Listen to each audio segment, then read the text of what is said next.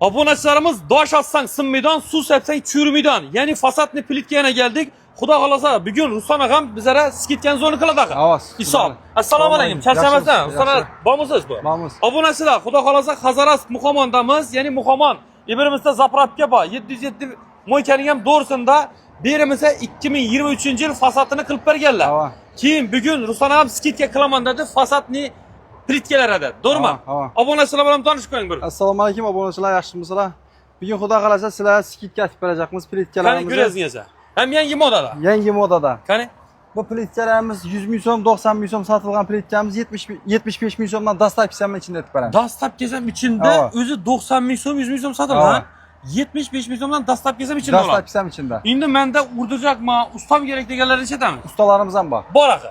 Necha so'mdan qilib turibdilar? Ustalarimiz 50 ming so'mdan ustonib ketib beradi. Ustanobkasi. 50 ming so'mdan. Hisob. Hurmatli obunachilarimiz ko'rib tursinlar. Necha modada ina kranikdan unchaki nelar chiqarilgan? 3D deb aytiladi. 3D buni ko'rasizlar. So'ng ina bu yangi chiqqan qalbimiz, hali Qaralpoq Xorazmda yo'q bu qalb.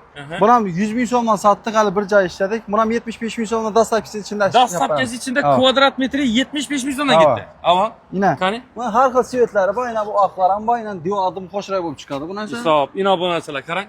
Bu yangilik, bu yangilik. Bu yangilik ha. Yangilik. Hisob, yomon fasoni zo'r bo'lib chiqdi buni. Dekorativniy bo'lib chiqadi bu.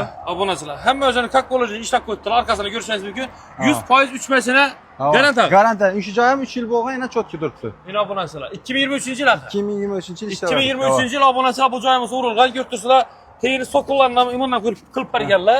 Garimizni nada qilib berganlar, kirpishda. Endi Xudo xolasa shuncha xizmatlar bo'ladi bo'lsa, Xorazm Qoraqalpoq bo'lib dastlabki xizmatlar ishini bo'ladi. Dastlabkilar. Ya'ni usta kerak menga, o'zingiz qilib bering desa, uni ham gaplashasiz. Ustalarimiz ham bor. Xorazmning o'zidan bor. Qazariston ustalarimiz. Bor. Qazaris, Nukus hammada bor. Bor.